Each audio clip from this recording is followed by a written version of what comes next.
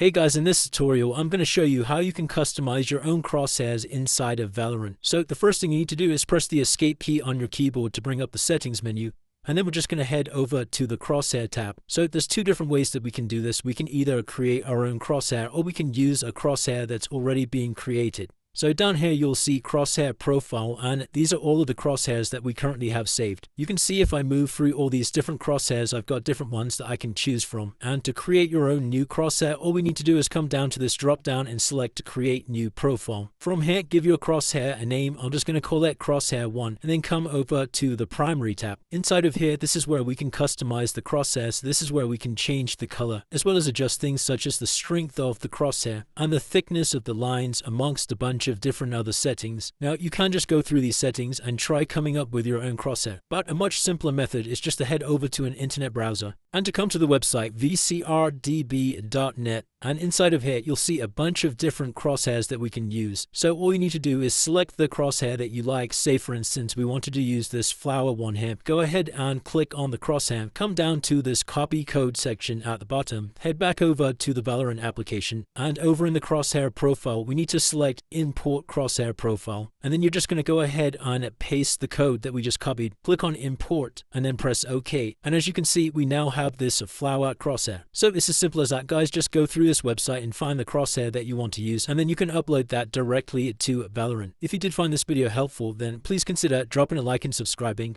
Until next time.